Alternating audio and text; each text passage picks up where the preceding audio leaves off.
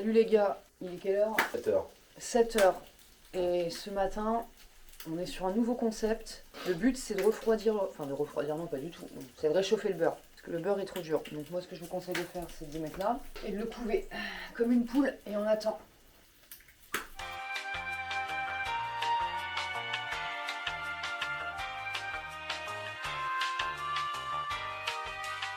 On vérifie son petit beurre. C'est un peu mieux, on va essayer de faire avec. Ce matin c'est un peu couvert. Mon programme de la journée, on va manger. Moi je vais courir. Mon chat, il va aller faire son sport. Moi non, clairement pas. Et puis aujourd'hui, on va essayer de faire Ferme perlière. la ferme perlière, les anguilles sacrées et Là, peut-être la vanilleraie. Et on va aller voir l'ancienne plage du Sofitel pour faire des petites images. On va essayer de faire un maximum de trucs aujourd'hui.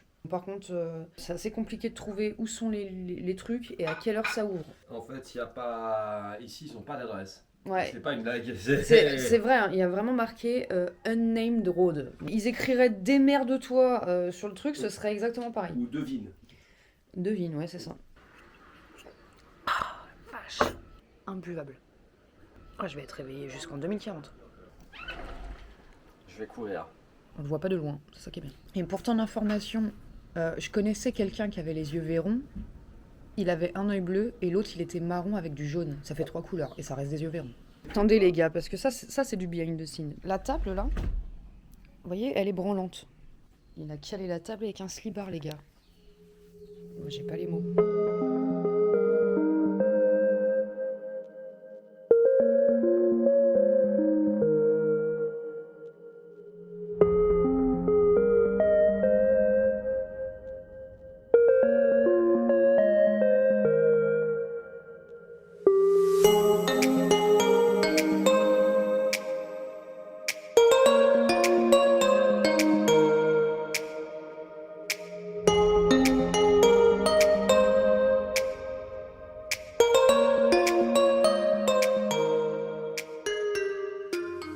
Yarana. Donc voici l'espèce d'huître qu'on utilise pour faire nos perles. La Pinctada margaritifera, elle est cultivée ici en Polynésie. Pour faire une perle, on a besoin de 2 choses. On a besoin d'un greffon qui est un morceau d'huître de cette taille-là. Un morceau d'huître, ouais. c'est ça? Je vais vous montrer comment on l'obtient. On a besoin d'un greffon et d'un nucléus, cette bille ici qui nous sert de base pour chaque perle. On prend une huître, on l'ouvre et on regarde la couleur de la nacre qu'elle produit. S'il y a de belles couleurs, comme ici, vous voyez les reflets verts et rouges, ouais. on utilisera alors cette huître pour faire des perles, pour pouvoir justement retrouver ces couleurs-là sur les perles qu'elle va déjà produire. Donc si là c'est tout vert par exemple, ben, les perles seront vertes. Pour ça on a besoin alors du manteau, c'est toute cette partie noire. C'est ça en fait qui crée la nacre. On va le retirer, le découper en plusieurs petits morceaux et on a nos greffons. Ensuite pour le nucléus, c'est en fait ce coquillage qui a été mis dans une machine pour être transformé en de petites billes de différentes tailles. C'est une moule d'eau douce originaire des États-Unis, Mississippi River. Et on est allé chercher aussi loin parce que cette matière, c'est ce qui marche le mieux pour faire nos perles. On a moins de rejets que si on utilisait du plastique par exemple. Une fois qu'on a des greffons et des nucléus, on va les insérer dans des huîtres porteuses comme celle-ci. C'est la même espèce, mais une huître porteuse, il faut l'ouvrir pas plus grand que ça parce qu'il ne faut pas la blesser. Il faut qu'elle reste en bonne santé. Dès qu'elle est ouverte, on a seulement quelques minutes pour venir trouver sa poche qui se trouve en fait à cet endroit. C'est un peu délicat. On fait une petite incision et on y met un greffon avec un nucléus. Une fois que nos 2 éléments sont mis à l'intérieur, on va refermer l'huître porteuse. On va la mettre dans une pochette comme celle-ci. On va accrocher dans un panier comme celui-là sur des cordes. Et vous avez vu les bouées en venant? C'est là que sont installés tous nos paniers à huîtres à environ 8 mètres de profondeur. On les laisse sous l'eau pendant au moins 18 mois. Ah oui, un an et demi. Et qu'est-ce qui se passe pendant ce temps? Eh bien, notre greffon, il sécrète et recouvre le nucléus de nacre. Et c'est comme ça qu'on obtient une perle. Donc au bout de 18 mois, on récupère les huîtres et on regarde. S'il y a une jolie perle, on va l'enlever délicatement et on va réessayer en mettant un nouveau nucléus, plus gros que le précédent. On va attendre encore 18 mois pour espérer avoir une autre perle. On peut faire ça jusqu'à 4 fois seulement, avec un plus gros nucléus à chaque fois. La taille d'une perle dépend de la taille de son nucléus. Malheureusement, juste après avoir fait la première greffe, on a déjà une huître sur 2 qui rejette le nucléus. Et ça fait 50% de perte pour nous, parce que quand il y a rejet, ça signifie que cette huître ne produira jamais de perles. C'est pas la peine d'insister. D'accord. D'accord. c'est pas- Mais notre greffon, lui, il est toujours à l'intérieur, même si l'huître a rejeté le nucléus. Donc, À la place, si on a de la chance, il va quand même travailler, sécurité de la nacre et nous faire une perle, qu'on va appeler alors un keishi, comme ici. Alors les keishi, ce sont des perles aussi, hein, mais elles ne sont pas rondes parce qu'il n'y a pas de nucléus au centre. Nous, ce qu'on aime bien faire aussi, c'est coller des nucléus en plastique sous le manteau des huîtres et de la colle forte pour obtenir ce résultat 6 mois plus tard. Comme ici, vous voyez, c'est complètement recouvert de nacre. Hein, et avec ça, on fait des choses comme ce pendentif, par exemple. 6 mois. 6 mois là, c'est. Ouais. D'accord, c'est un petit peu. Un peu plus rapide. Ouais. Voilà, vous savez tout maintenant. Et vous voyez qu'on fait aussi de la poterie ici, hein, parce qu'en fait, le propriétaire de notre ferme perlière, c'était le premier potier en Polynésie française. Tous les dessins sont faits à la main, sont liés à la culture polynésienne, donc il n'y a jamais deux fois la même poterie, chaque pièce est unique. Hein. C'est chouette, hein.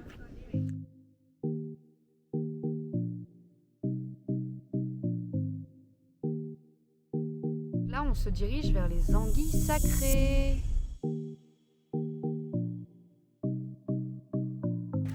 Waouh! On les appâte un peu. Ah, regarde, elle sortait celle-là.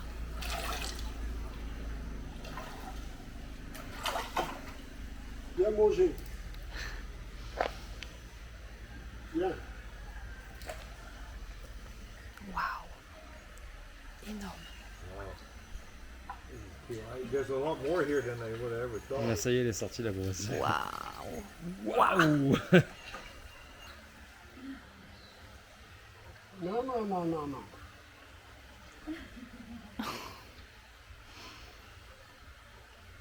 Putain, c'est fou.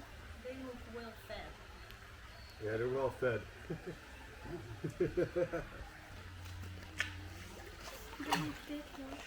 C'était trop cool, les gars. Ah, machin. Carrément. C'était trop bien. Le monsieur, il était très gentil. Carrément. Il est 11h. On a fait la Ça ferme veut dire- perlière avec la poterie. On a fait les anguilles sacrées. Il y avait un autre couple qui était là et eux, c'était mon pare-feu anti-moustique. Lui, elle avait pas un seul.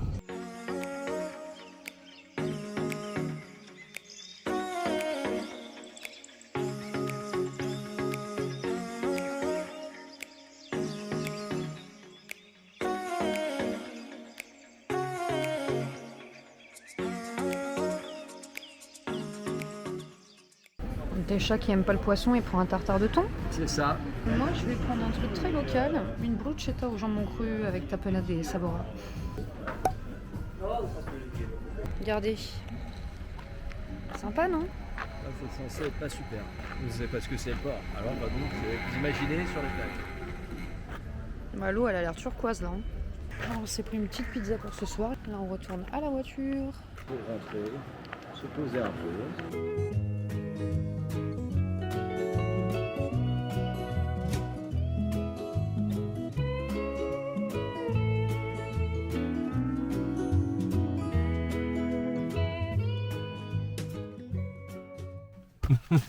On est arrivé, les gars. Les moustiques ici, ils prennent pas de vacances. Il fait lourd. Ah, ça y est, je roule les R. Ça y est, je suis tahitienne. Vous voulez qu'on vous apprenne des mots en tahitien? Bonjour, c'est Yaorana. Et merci, c'est Maru. Et au revoir, c'est Nana. Et vous savez que Vainé, ça veut dire femme? Et que Tiare, ça veut dire fleur? Ah ouais, Tiki, ça veut dire sculpture. Je vous ai pas montré. Là, regardez. Des petites boucles.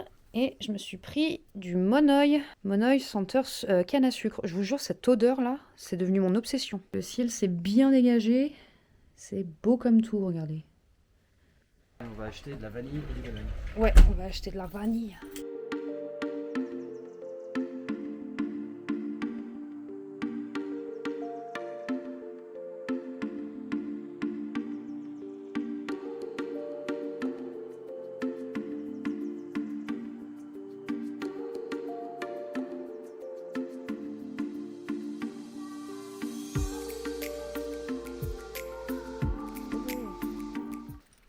Écoutez, on n'entend rien. Le calme absolu.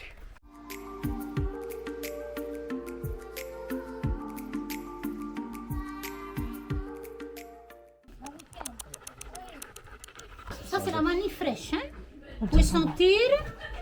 Voilà. Et ici, c'est les vanilles préparées. Ça veut dire, vous pouvez mettre dans vos gâteaux, dans vos yaourts en préparation. Hein? Si vous connaissez le monoï, là-bas, c'est la coco. Ici, c'est un peu médicinal. L'huile de tamano, si vous avez déjà entendu parler. Et de Tamanou, c'est ici alors. Hein? Désolée pour la floraison, c'est pas pour le moment, c'est à partir du mois de juillet. C'est pour ça qu'on a mis un peu la fiche. La floraison, c'est ça. Mais il n'y a pas encore. Ce que vous allez voir, c'est que ça. Hein? Ici, c'est un peu l'apéro. Ah oui, banane Voilà, séchée. voilà, l'apéro. Un peu de vin et beaucoup de bonbons coco. Ouais. Costaud. Ah, c'est un petit, hein, il n'est pas encore adulte. Hein. Allez-y, il faut prendre des photos dedans. Du coup, alors vous mettez des cocos. Oui, il faut mettre la coco. Hein. Là, on a planté au-dedans. Ça, c'est la liane qu'on a plantée au-dedans de la coco. Hein. D'accord. Voilà, vous pouvez prendre les photos. Il y a les gousses qui sont là. Une fleur, c'est une gousse. La grappe, non. Une gousse. Une gousse, c'est une fleur. Ensuite, à partir de la fleur, dommage, elle n'est pas là. Nous, on pollinise à la main, si vous voyez bien. De la fleur à la gousse, ça met 9 mois. Ensuite, tu attends 2 mois, on met à sécher. Et il faut sécher le matin, quand il fait beau. Si c'est comme ça, non. On ne met pas au soleil, c'est pas bon. Alors, de là à là, 9 mois, on attend 2 mois, on emmène à sécher 4 à 6 mois. 4 à 6 mois. Ah ouais, D'accord. c'est long. Ah ouais. Oui. Après, de la planter, ça, avec les boutures.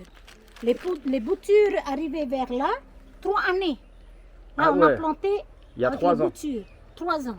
Ah Mais d'accord. là, maintenant, ça fait 5 ans. Ils rentrent dans les 5e année. De la planter, on attend, après on sèche, Ouais, tout tout ça. ça. Ouais, c'est long. Hein. C'est long. C'est très long. pour ça que Très c'est long. cher. Oui, On avait vu qu'il y avait des vols aussi des fois. oui, à Taha'a. Hein? Attends. Ici aussi chez nous, mais pas ici. Hein? Ouais, Sur d'accord. Huahine. Sur Wall. 2019, 200 kilos volés. Oh Oui, c'est énorme. Ah oui, c'est énorme. Du coup de la vanille séchée ou ils viennent, ils prennent Comme ça. Ils prennent Ah, comme ils prennent ça. comme ça. On n'a pas assez. Oh, les bébés.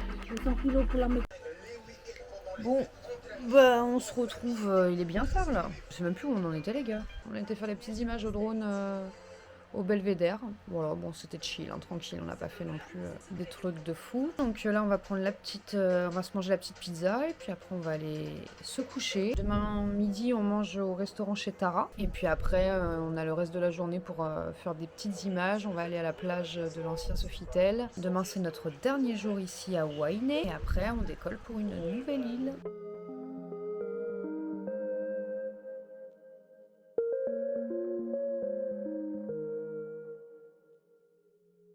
Et bonjour à tous. Vous voulez connaître l'envers du décor de Tahiti? Je sais pas ce qu'ils ont avec les coques ici. Vous voyez ou pas de quoi je veux parler? Il y en a un qui chante, il engraine celui qui est dans le patelin d'en face, qui lui-même réengraine celui qui est... Et en fait ça ne s'arrête jamais. Ce matin j'avais l'impression que le disque était rayé. Oh putain, le coq. Il est venu nous narguer, il est venu gueuler sous la fenêtre. Bon, c'est notre... avant-dernier le réveil ici, dernière journée, mais avant-dernier réveil. On fait encore la nuit ici ce soir et demain on s'en va. On t'entend, je vous jure.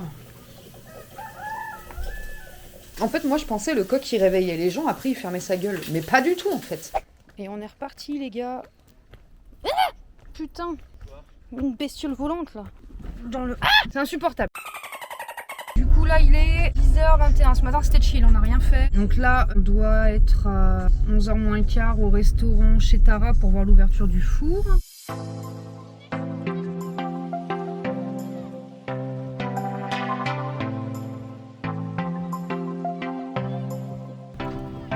Bonjour.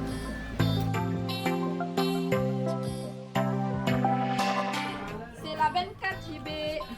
C'est de ce côté là-bas, hein, sur une de ces tables, la 24. Ok, Tu vois que c'est la nappe bleue. merci.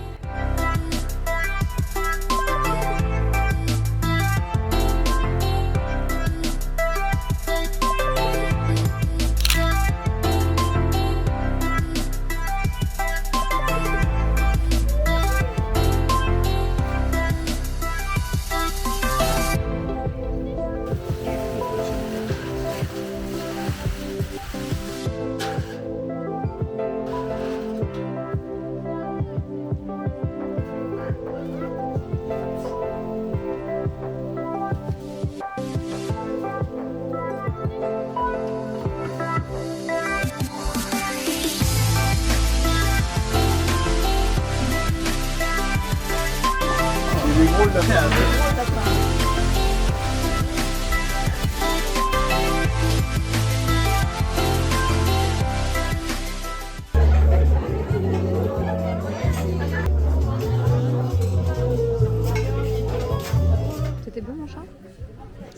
bon, ouais. Il n'y a plus grand chose.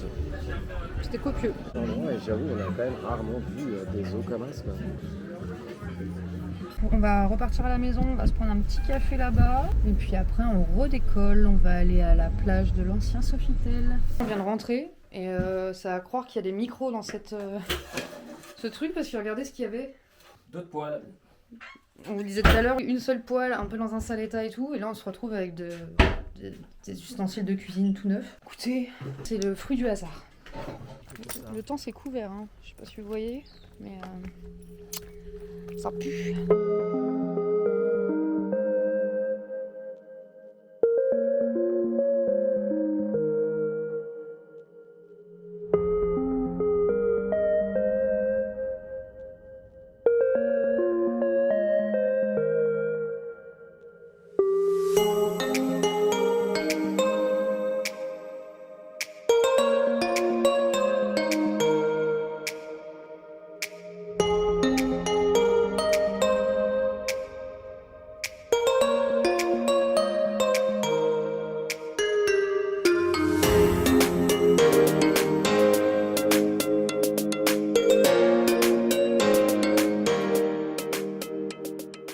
Le côté urbex me plaît par contre.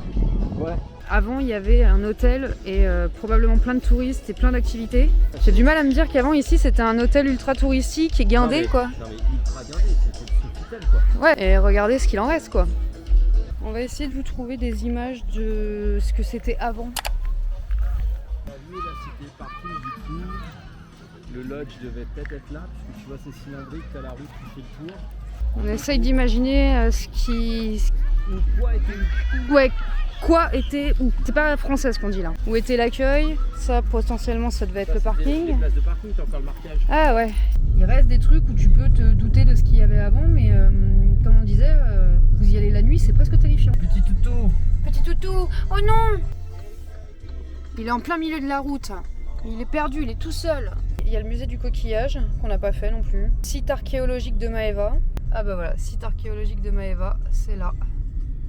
Et bah voilà, on l'a fait. Ah, on est passé devant, bon bah il y a... Ah, l'hôtel Le Mahana, on est passé devant, c'est juste à côté de chez Tara. Bon, là, ils disent à 6h, mais il est 7h là. Genre maintenant, gros soleil. Ah bah ça se voit. Hein. Bon bah les gars, on a tout cleané. Ce matin, vous avez vu, c'était pas top le temps. Ça s'est un peu découvert, mais c'est menaçant. On a l'avion à 11h40. 11h10. Ah, 11h10. Et on arrive à 11h45. Voilà. On a 25 minutes. Non, 11h35, on a 25 minutes d'avion.